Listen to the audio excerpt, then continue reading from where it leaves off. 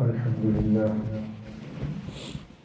لله نحمده ونستعينه ونستغفره ونؤمن به ونتوكل عليه ونعوذ بالله من شرور أنفسنا ومن سيئات أعمالنا من يهده الله فلا مضل له ومن يضلله فلا هادي له ونشهد أن لا إله إلا الله وحده لا شريك له ونشهد أن سيدنا ومولانا محمدا عبده ورسوله أما بعد فأعوذ بالله من الشيطان الرجيم بسم الله الرحمن الرحيم شهر رمضان الذي أنزل فيه القرآن هدى للناس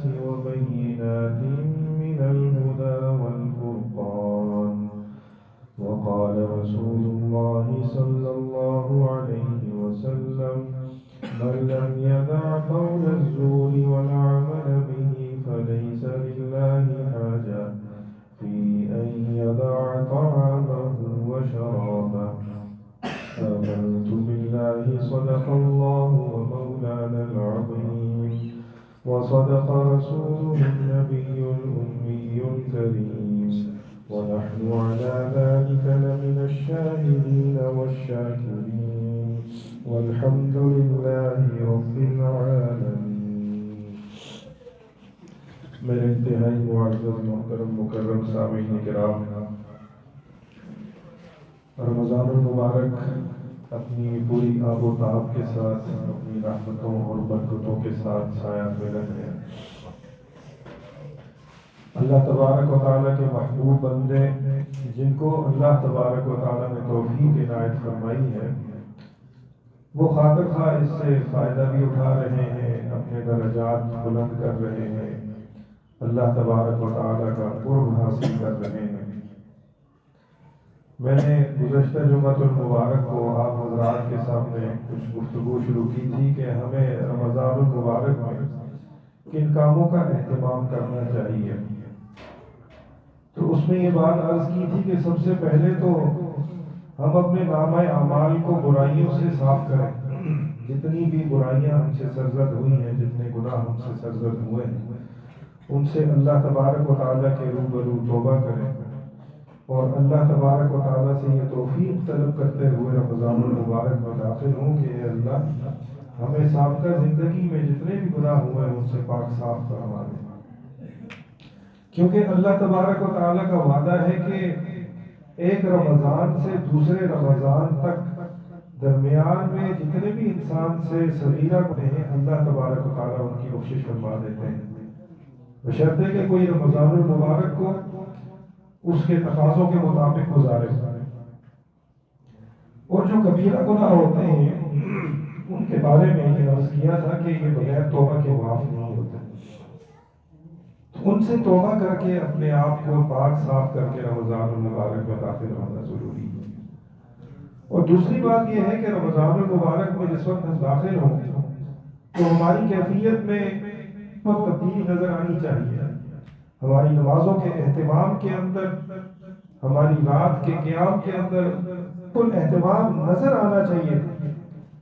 ایسے لگے کہ کسی آدمی کو واقعتاً رمضان المبارک کی آمد کی فکر لگی ہے، اس کے دل میں رمضان المبارک کی اہمیت ہے جس کو سامنے رکھتے ہوئے یہ اپنا وقت گزار رہا ہے۔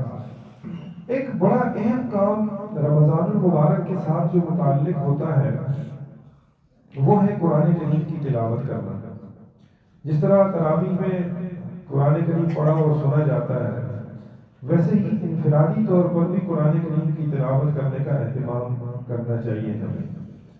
اللہ تبارک و تعالیٰ نے یہ جو رمضان المبارک کا مہینہ روزوں کے لیے مختص فرمایا ہے، قرآن کریم میں اس مختص کیے جانے کی وجہ ارشاد فرمائی ہے شہر رمضان الذی انزل فیہ القرآن، کہ ہم نے رمضان المبارک کو روزوں کے لیے خاص اس لیے فرمایا ہے کیونکہ اس مہینے کے اندر قرآن کریم کو نازل کیا گیا ہے۔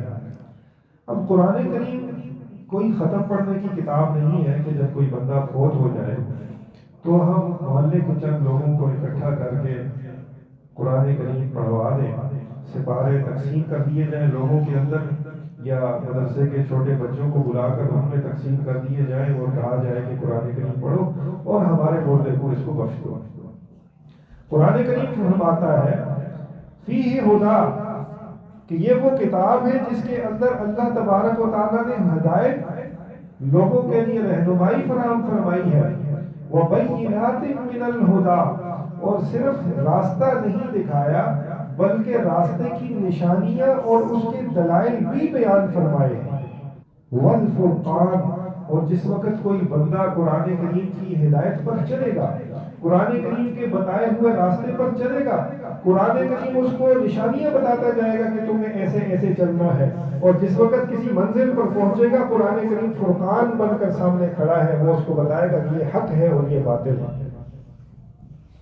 اللہ تبارک و تعالیٰ نے ارشاد فرمایا شہر رمضان الذی انزل فیہ القرآن، یہ رمضان کا مہینہ کوئی عام مہینہ نہیں ہے، اس کے اندر ہم نے قرآن کریم کو نازل فرمایا ہے، فیہ ہدا، اس کے اندر تمہارے لیے رہنمائی ہے، وبینات من الہدا، اور تمہارے لیے ہدایت کے لیے نشانیاں اور دلائل بھی اللہ تبارک و تعالیٰ نے بیان فرمائے ہیں، اور جس وقت تم کسی مقام پر پہنچو گے تو تمہیں حق و باطل کا فرق کر کے تمیز کر کے بھی قرآن کریم بتا دے گا۔ لیکن یہ اس وقت ہوگا کہ جس وقت ہم قرآن کریم کی تلاوت کریں گے، اس کے معانی اور مفاہیم کو سمجھنے کی کوشش کریں گے، تو قرآن کریم رمضان المبارک میں اللہ تبارک و تعالیٰ نے نازل فرمایا، اور رمضان المبارک کو اپنی عبادات میں سے ایک اہم عبادت سیام کے ساتھ خاص فرما کر قرآن اور سیام اور رمضان کے تعلق کو آپس میں مضبوط قرار دیا، اور رمضان المبارک میں تراویح کی سنت کے اندر ہم قرآن کریم کی تلاوت کرتے ہیں، سنتے ہیں، سناتے ہیں۔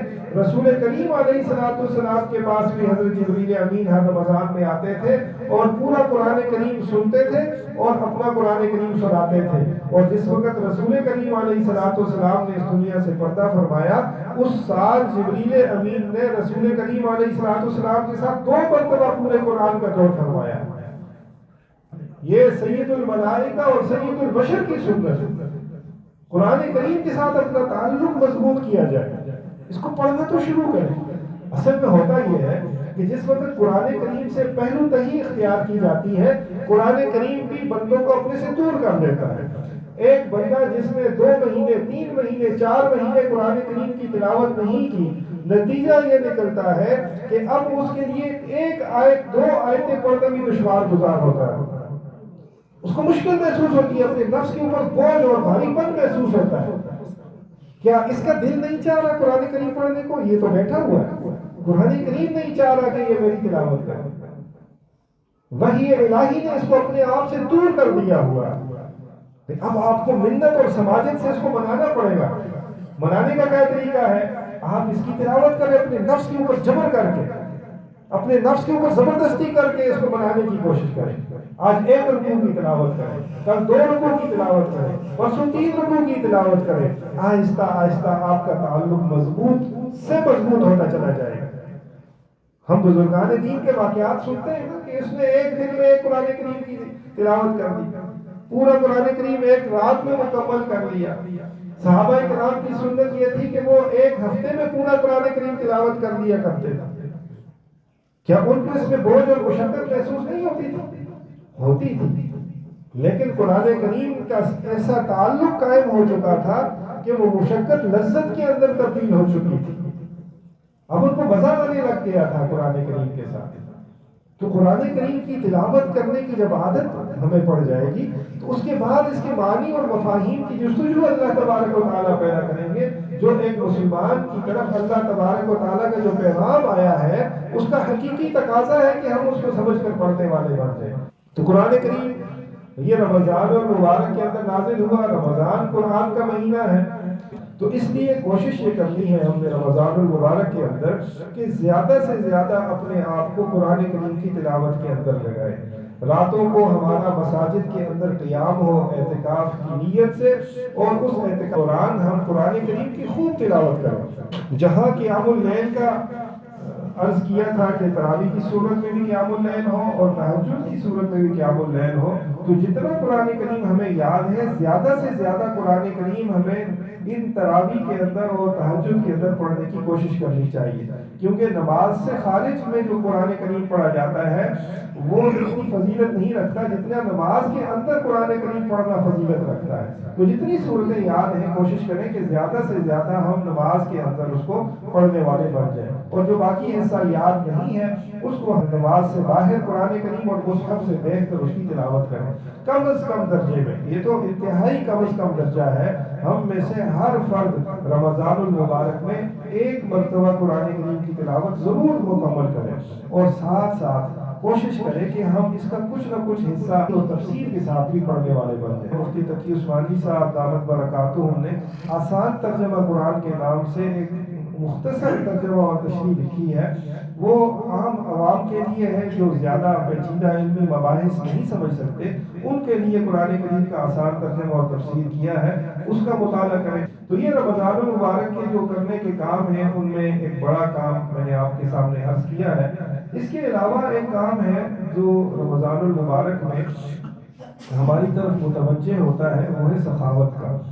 اللہ تبارک و تعالیٰ کے رسول صلی اللہ علیہ وسلم جس وقت رمضان المبارک آتا تھا، جبریل امین آپ کے پاس آ کر قرآن کریم کا دہور کرتے تھے، تو رسول کریم علیہ السلام تیز ہواؤں سے بھی زیادہ صدقہ و خیرات کرنے میں جلدی فرمایا کرتے تھے۔ رمضان المبارک کہ ہمیں تقویٰ سکھانے کے لیے آیا ہے، رمضان المبارک ہمیں بے کس لوگوں، بھوکے لوگوں کا احساس ہمارے دلوں میں اجاگر کرنے کے لیے آیا ہے۔ تو لہٰذا ہمیں آج سے ہی عملی پریکٹس کرنی ہے، ہمارے گرد و پیش میں کوئی شخص بھوکا نہ سوئے، کوئی شخص مفلوق الحال اور لاچار نہ رہے۔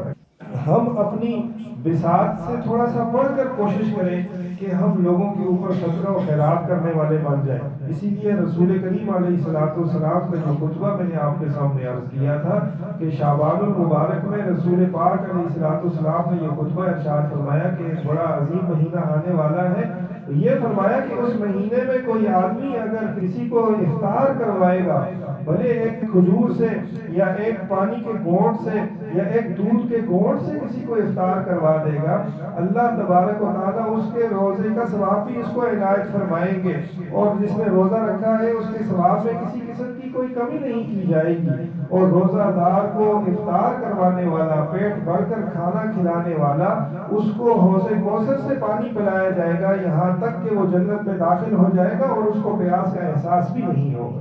تو اس لیے کوشش کرنی چاہیے کہ قرآن کریم کی تلاوت ہو اور ساتھ صدقہ و خیرات کا بہت زیادہ اہتمام کرنا چاہیے۔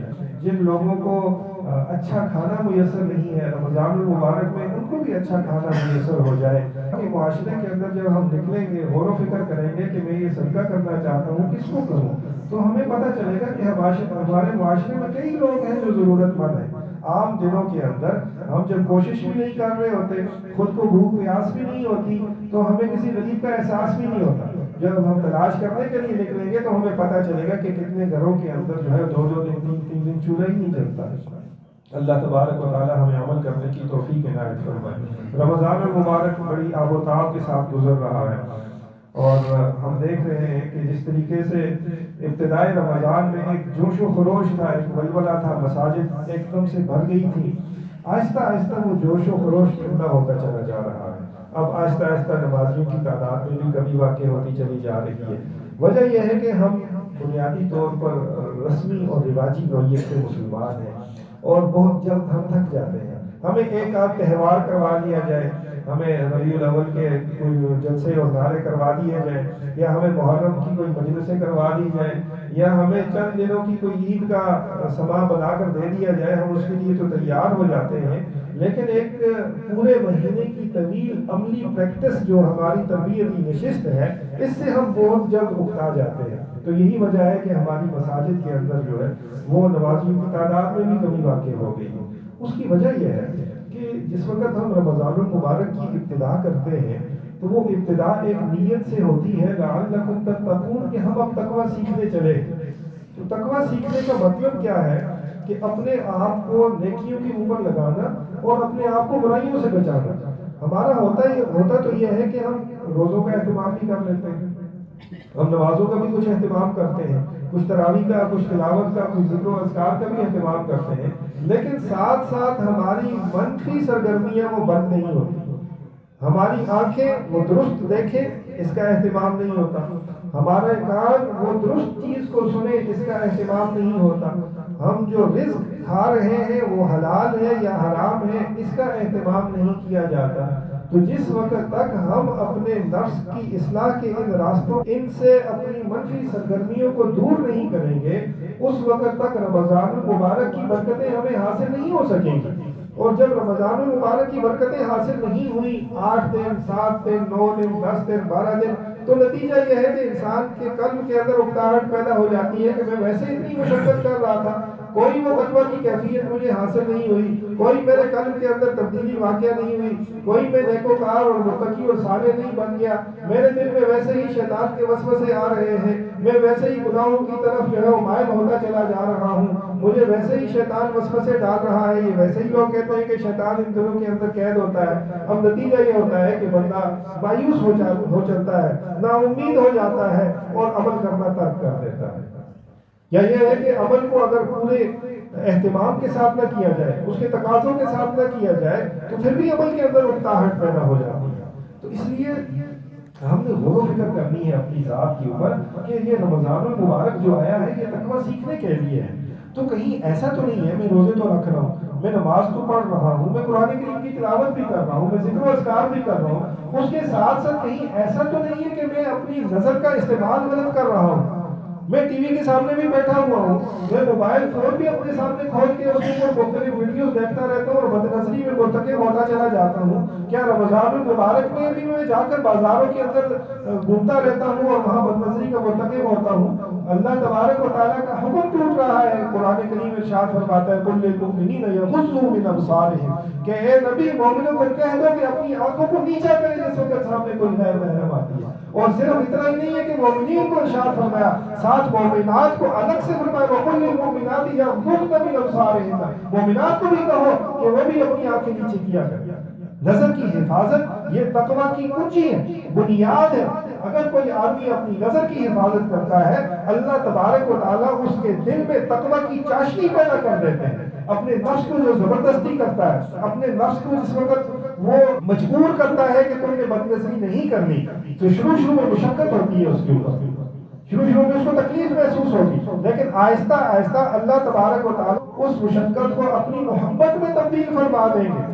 اس لیے کرنے کا کام یہ ہے کہ اپنی نظروں کی حفاظت کی جائے اور اس راستے سے جو گناہ ہم سے سرزد ہوتے ہیں اپنے آپ کو ان سے بچایا جائے۔ اس لیے میں نے عرض کیا تھا کہ اپنے آپ کو خاص طور پر رمضان المبارک میں ٹی وی سے، موبائلوں سے، فیس بک سے، یوٹیوب سے اپنے آپ کو دور کریں۔ بعض اوقات شیطان ہمیں وسوسہ ڈالتا ہے نا، وہ بتاتا ہے کہ اصل میں یہ جو چیزیں ہیں، موبائل فون ہے یا ٹی وی ہے، اس کے اوپر اصل میں علماء کرام کے بیانات آتے ہیں، ہم نے تو اس لیے لگایا ہوا ہے۔ موبائل فون میں استعمال کرتا ہوں، میں اس میں علماء کرام کے مسائل سنتا ہوں، وہاں قرآن کریم کی تفسیر سنتا ہوں، تو نتیجہ یہ نکلتا ہے کہ جس وقت وہ بندہ موبائل کے اندر کھوتا ہے تو معلوم ہوتا ہے کہ میں نے موبائل فون جیب سے نکالا تھا ٹائم دیکھنے کے لیے، تو پتہ چلا کہ 1 گھنٹہ گزر گیا ہے، تو میں فیس بک کی ویڈیو سکرول کر رہا ہوں اور مختلف قسم کی ویڈیوز میں دیکھتا چلا جا رہا ہوں۔ آہستہ آہستہ شیطان یہ نہیں کرتا کہ ایک آدمی جو متقی اور پرہیزگار ہے فوراً اس کے سامنے کفر کی تصویر لے آئے اور اس کو کہے کہ تم کافر ہو جاؤ۔ شیطان ایسے نہیں کرتا۔ تلبیس ابلیس بڑی خطرناک ہوتی ہے، بڑی غیر محسوس انداز میں انسان کے جسم میں وہ سرایت کرتا ہے، تو اس لیے وہ بہکائے گا، پھسلائے گا نہیں کہ موبائل فون کو آپ نے اس لیے استعمال کرنا ہے کہ اس میں علماء کرام کے بیان سن رہے ہیں، لیکن کیا نتیجہ یہی نکلتا ہے کہ آپ صرف علماء کرام کے بیان سن رہے ہیں؟ اور اس میں بھی بڑی خرابی ہے، اس میں بھی بہت گمراہیاں ہیں۔ وجہ یہ نکلتی ہے کہ جس وقت آپ کسی ایک ٹاپک پہ کسی مستند عالم کی کوئی گفتگو سنتے ہیں تو یہ فیس بک اور یوٹیوب آپ کی ترجیحات کو نوٹ کر رہا ہوتا ہے، پھر اس کو آپ ملی جلی ویڈیوز آپ کو مزید شیئر کرتا ہے۔ اب ایک مسئلے کے عالم کی ویڈیو بھی آپ نے سنی، نیچے آپ نے فوراً دیکھا کہ دوسرے مسئلے کے عالم کی ویڈیو اسی حوالے سے آ رہی ہے، پھر تیسرے مسئلے کے عالم کی ویڈیو اسی حوالے سے آ رہی ہے۔ ایک آدمی نے ایک بات کی، دوسرے نے دوسری بات کی، تیسرے نے تیسری بات کی، نتیجہ کیا نکلا؟ ذہن کے اندر خدشات پیدا ہو گئے، یا اللہ میں عمل کس پہ کروں؟ ایک بات کہہ رہا ہے، دوسرا بات کہہ رہا ہے، تیسری بات کہہ رہا ہے۔ اپنے عمل سے اب اطمینان ختم ہو گیا ہے. بھلے آپ اپنے معاشرے کی وجہ سے، اپنی مسجد کی وجہ سے، اپنے ماحول کی وجہ سے عمل وہی کریں جو کرتے چلے آ رہے ہیں، لیکن آپ کو عدم اطمینان کی کیفیت ضرور پیدا ہو جائے گی. اور تقویٰ سے دور کرنے کے لیے یہ عدم اطمینان کی جو کیفیت ہے، یہ پہلی سیڑھی جس کے اندر ہم مبتلا ہو رہے ہیں. اس لیے میں نے عرض کیا تھا کہ اپنے آپ کو یہ جو موبائل فون ہے، ٹی وی ہے، اس سے بالکل دور کر لیں رمضان المبارک میں، خاص طور پر اپنی نظروں کی حفاظت کرنے کے لیے. ہمارے کان یہ کسی قسم کے کوئی غلط کلام کو نہ سنیں. بعض لوگ جو ہے وہ گانے لگا دیتے ہیں. رمضان المبارک میں آپ قرآن کریم کی تلاوت کو سنیں، آپ احادیث مبارکہ کو سنیں. کیا پتا اللہ تبارک و تعالیٰ کس وقت دل کی حالت کو تبدیل کر دیتے ہیں. بعض اوقات چھوٹی سی بات آپ کے سامنے کی جاتی ہے، اللہ تبارک و تعالیٰ پوری زندگی کو تبدیل کروا دیتے ہیں. ایک بڑے بزرگ تھے امام خان نبی نام کے، وہ ایک مرتبہ کسی راستے میں جا رہے تھے تو وہاں امام شعبہ رحمہ اللہ کا گزر ہوا. تو یہ بڑے وقت کے امام تھے امام شعبہ، اور بڑے حشم و قدم تھے، ان کے ساتھ بڑا رش لگا ہوا تھا، لوگ جا رہے تھے. تو انہوں نے دیکھا کہ کوئی خاص ہستی جا رہی ہے جس کے پیچھے اتنے لوگ لگے ہوئے ہیں. تو امام خانوی فوراً بھاگ کے گئے تو دیکھا امام شعبہ جا رہے ہیں. تو وہ بھی ان کے قریب گئے اور امام شعبہ کو پکار کر کہا کہ مجھے کوئی حدیث مجھے سنا دیں. تو امام شعبہ نے ان کو ایک حدیث سنائی، الحیاء من الایمان، حیا ایمان میں سے. بس اتنی حدیث سنا کر چلے گئے. وہ امام طالبی جو پہلے لہو و لعب کے اندر اپنی زندگی گزارا کرتے تھے، وہ کہتے ہیں کہ اتنی ایک حدیث میں نے امام شعبہ کی زبان سے سنی ہے، اللہ تبارک و تعالیٰ نے میری زندگی تبدیل کر دی، میں نے اپنی گناہوں والی زندگی کو ترک کر دیا. تو بعض اوقات کسی کی کوئی چھوٹی سی بات انسان کا دل تبدیل کرنے کے لیے کافی ہو جاتی ہے. حضرت عبداللہ بن مرزوق رحمۃ اللہ علیہ بزرگ گزرے، وہ بھی لہو و لعب کے اندر مصروف تھے، حتیٰ کہ شراب نوشی بھی کرتے تھے. ایک مرتبہ وہ سوئے پڑے ہوئے ہیں، ان کی ایک باندی ان کے قریب آئی اور آگ کا چھوٹا سا انگارہ ان کی ران کے ساتھ لگایا. اس کی تپش سے وہ جاگے اور جاگ کر کہتے ہیں کہ یہ کیا کر رہی ہو تم نے، مجھے جلا دیا ہے، مجھے جلانے کی کوشش کر رہی ہو. باندی نے کہا نہیں، میں یہ بتانے کی کوشش کر رہی ہوں کہ آپ جس رب کو ناراض کر کے سوئے پڑے ہیں، نہ آپ کو نمازوں کی پرواہ ہے، نہ آپ کو حرام نشے کی پرواہ ہے، آپ جہنم کی آگ کو کس طریقے سے برداشت کریں گے؟ یہ چھوٹا سا انگارہ آپ برداشت نہیں کر سکتے. عبداللہ بن مرزوق کہتے ہیں کہ اللہ تبارک و تعالیٰ نے اس بانی کی اتنی سی بات کی وجہ سے میرے دل کو تبدیل کر دیا.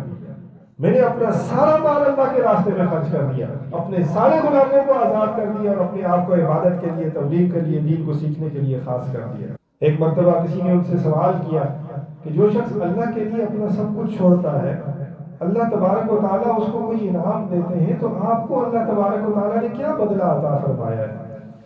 تو حضرت عبداللہ کہنے لگے کہ اللہ تبارک و تعالیٰ نے مجھے یہ انعام عطا فرمایا کہ میرے دل سے دنیا کی محبت کو نکال کر اپنی محبت کو ڈال دیا. اب میرے دل میں اللہ کی محبت کے علاوہ اور کوئی چیز نہیں. تو اس لیے اپنی زبان کو، اپنے کانوں کو، اپنی سماعتوں کو ناجائز امور سے بچانے کی کوشش کرنی ہے. اور نبی پاک علیہ الصلوۃ والسلام نے ارشاد فرمایا من لم یدع قول الزور والعمل به، جو آدمی جھوٹی بات کرنے سے اپنے آپ کو نہیں بچاتا اور جھوٹ کے اوپر عمل کرنے سے اپنے آپ کو نہیں بچاتا، فلیس للہ حاجہ فی ان یدع طعامہ وشرابہ، اللہ تبارک و تعالیٰ کو کوئی ضرورت اور حاجت نہیں ہے کہ وہ اپنا کھانا چھوڑ دے، اپنا پینا چھوڑ دے. اس لیے اپنی زبان کی بھی حفاظت کرنی ہے، اپنی نگاہوں کی بھی حفاظت کرنی ہے، اپنے کانوں کی بھی حفاظت کرنی ہے، اور اپنے معدے کی بھی حفاظت کرنی ہے کہ کہیں ایسا نہ ہو کہ ہم اللہ تبارک و تعالیٰ کے حرام کردہ رزق سے اپنے معدے کو بھر رہے ہیں. رمضان المبارک دعاؤں کا مہینہ ہے، اس میں اللہ تبارک و تعالیٰ روزانہ ہر روزہ دار کی ایک دعا مقبول رکھی ہوئی ہے جو اللہ تبارک و تعالیٰ قبول فرماتے ہیں. لیکن حرام خوری کرنے والا شخص جو اپنے نفس کو حرام سے پالتا ہے، اللہ تبارک و تعالیٰ اس کی دعاؤں کو قبول نہیں فرماتے. تو اس لیے اپنا کھانا بھی حلال ہونا چاہیے، ہمارا سننا بھی حلال ہونا چاہیے، ہمارا دیکھنا بھی حلال ہونا چاہیے، اور ہمارا بولنا بھی حلال ہونا چاہیے. اس کے بعد آپ دیکھیں گے کہ ہماری مساجد کے اندر پھر کمی واقع نہیں ہوگی، پھر نمازیوں کے اندر کمی واقع نہیں ہوگی، پھر رمضان المبارک سے ہمیں اکتاہٹ نہیں ہوگی. फिर ऐसा नहीं होगा कि हम रस्म व रिवाज के मुसलमान बनकर रह जाए, फिर हम अल्लाह तबारक व तआला का कुर्ब हासिल करने वाले मुसलमान बन जाए। अल्लाह तबारक व तआला हमें अमल करने की तौफीक अता फरमाए। एक मसला जो अक्सर पूछा जाता है ज़कातुल फितर के हवाले से, उसके तफसीली मसाइल इंशाअल्लाह अर्ज़ करूँगा। इतनी बात अर्ज़ कर देता हूँ, साथी पूछते रहते हैं कि क्या ईद उल फितर से पहले रमज़ान में भी सदक़ातुल फितर दिया जा सकता है या नहीं दिया जा सकता? तो इसका जवाब यह है कि सदक़ातुल फितर आप यकम रमज़ानुल मुबारक के बाद किसी वक्त भी दे सकते हैं। आपके ऊपर वाजिब तो ये ईद उल फितर वाले दिन होता है, लेकिन आप ईद से पहले रमज़ानुल मुबारक में भी ये सदक़ातुल फितर दे सकते हैं। और ज़्यादा अच्छा तरीका यही है कि आप इसको रमज़ानुल मुबारक में दे दें, ताकि गरीब आदमी अपना रमज़ान, अपनी ईद अच्छे तरीके से कर सके। अल्लाह तबारक व तआला अमल की तौफीक अता फरमाए। व आखिरु दअवाना अल्हम्दुलिल्लाहि रब्बिल आलमीन। अल्हम्दुलिल्लाह अल्हम्दुलिल्लाहि अली ज़ाति व सिफ़ाति समी सिफ़ाति व शान जलील क़दीर रफ़ीअ ज़िक्र मुताइल अमर जलील बुरहान वक़ीम लिल-वज़ीर इल्म वसीअ हिल्म कसीर ग़ुफ़रान जमील الثناء جزيل العطاء مجيب الدعاء عظيم الإحسان سريع الحساب شديد العقاب عظيم العذاب عزيز السلطان ونشهد أن لا إله إلا الله وحده لا شريك له في الخلق والأمر ونشهد أن سيدنا ومولانا محمدا عبده ورسوله المبعوث إلى الأسود والأحمر المنعوت بشرح الصدر ورفع الذكر وصلى الله عليه وعلى آله وأصحابه الذين هم خلاصة العرب العرباء وخير الخلائق بعد الأنبياء. أما بعد فيا أيها الناس وحدوا الله فإن التوحيد رأس الطاعات واتقوا الله فإن التقوى ملاك الحسنات وعليكم بالسنة فإن السنة تهدي إلى الإطاعة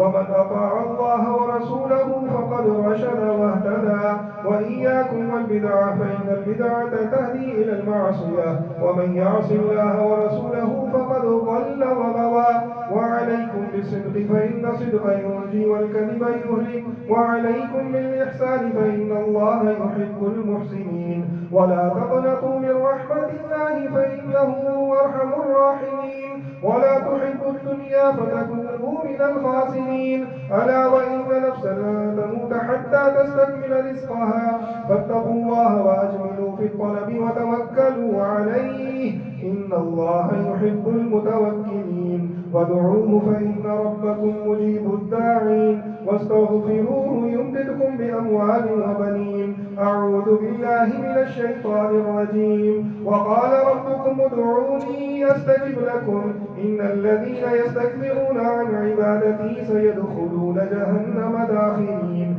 بارك الله لنا ولكم في القرآن العظيم ونفعنا وإياكم بالآيات والذكر الحكيم. أستغفر الله لي ولكم ولسائر المسلمين واستغفروه إنه هو الغفور الرحيم.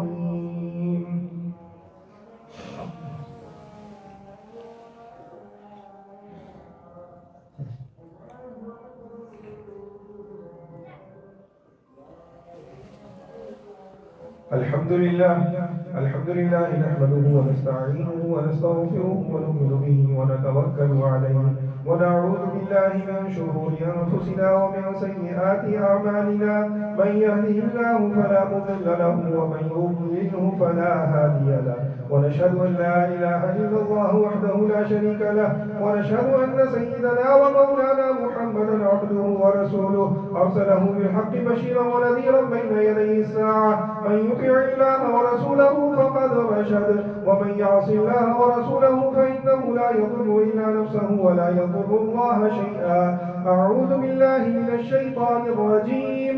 إن الله وملائكته يصلون على النبي يا أيها الذين آمنوا صلوا عليه وسلموا تسليما.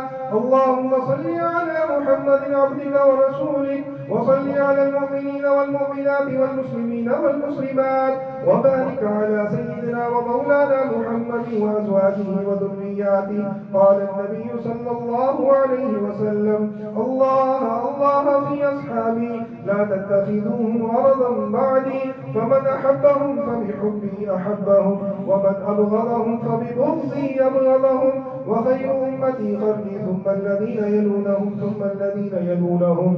وقال تعالى: إن الله يأمر بالعدل والإحسان وإيتاء ذي القربى وينهى عن الفحشاء والمنكر والبغي يعظكم لعلكم تذكرون.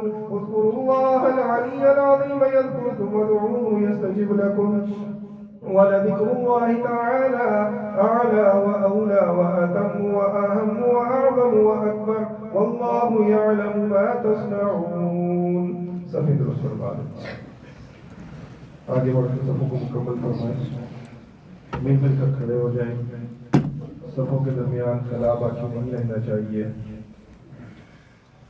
पहले अंदर हाल के सफों को मुकम्मल करें, उसके बाद बरामदे में सफ़े बनाएं, और अगर अंदर बरामदे में जगह खाली हो तो फिर बाहर धूप पर खड़े ना हो कि वो मस्जिद का हिस्सा नहीं है। नमाज तो हो जाएगी लेकिन मस्जिद का सवाब हासिल नहीं होगा।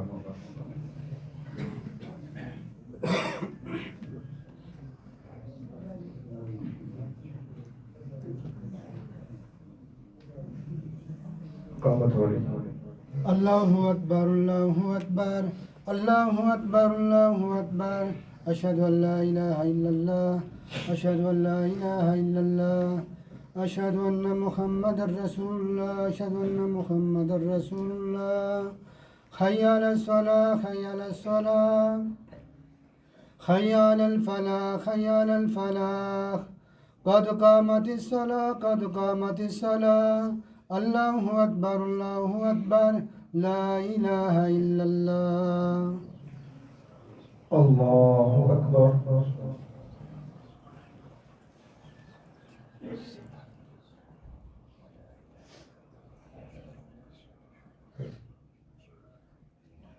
अल्हम्दुलिल्लाहि रब्बिल आलमीन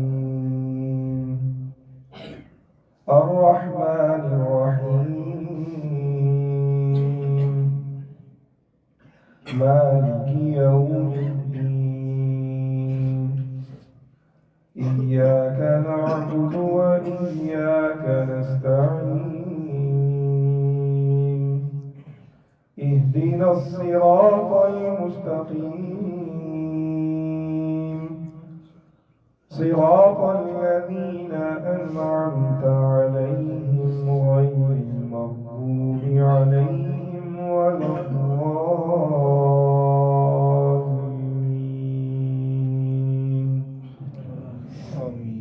वल अस्रि इन्नल इंसाना लफ़ी खुस्र إلا الذين آمنوا وعملوا الصالحات وتواصوا بالحق وتواصوا بالصبر.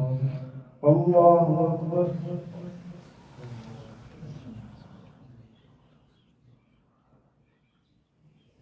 سمع الله لمن حمده. الله أكبر.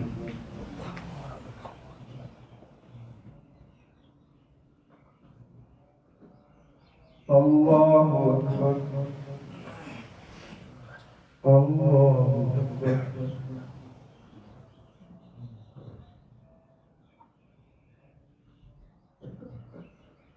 الله أكبر. الحمد لله رب العالمين الرحمن الرحيم مالك يوم الدين إياك نعبد وإياك نستعين اهدنا الصراط المستقيم صراط الذين أنعمت عليهم غير المغضوب عليهم ولا الضالين.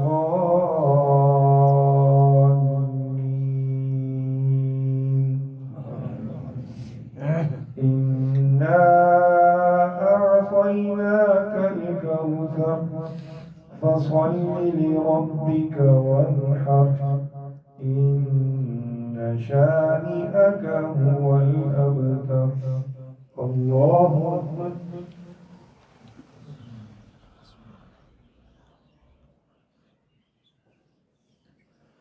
سمع الله لمن حمده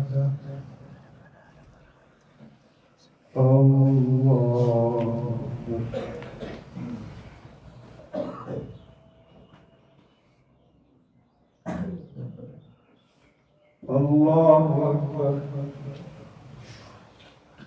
الله أكبر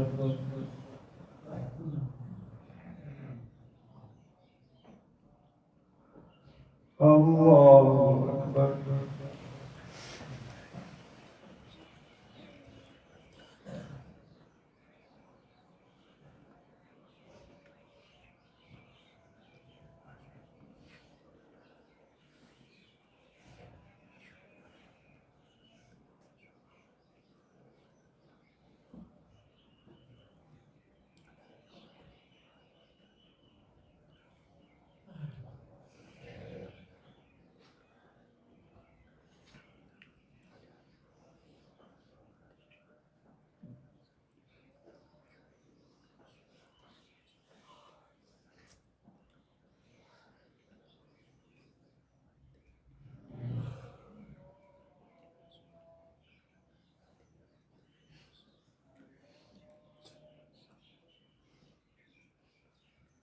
السلام عليكم ورحمة الله السلام عليكم ورحمة الله الله أستغفر الله أستغفر الله أستغفر الله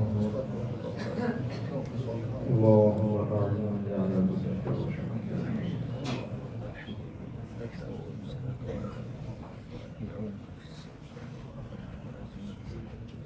آمين. الحمد لله رب العالمين والعاقبة للمتقين والصلاة والسلام على سيد الأنبياء والمرسلين.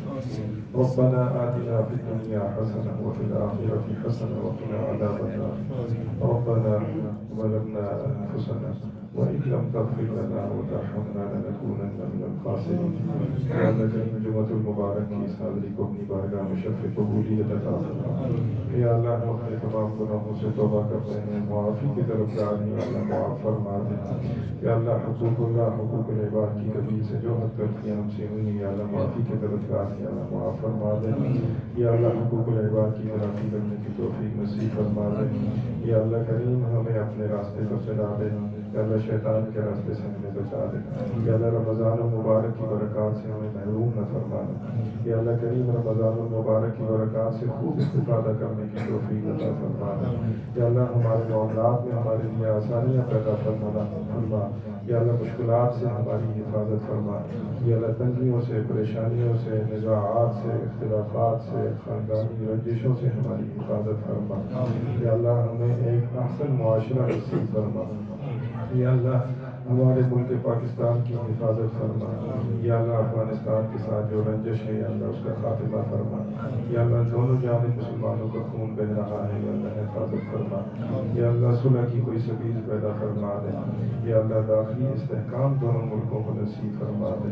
یا اللہ آپس میں دست و گریبان ہونے سے, یا اللہ کو اجتناب کرنے کی توفیق نصیب فرما دے. یا اللہ ہماری دعاؤں کو محض اپنے فضل و کرم سے قبول فرما دے. وصلی اللہ علی نبی الأمي الكريم وعلى آله وأصحابه أجمعين برحمتك يا أرحم الراحمين.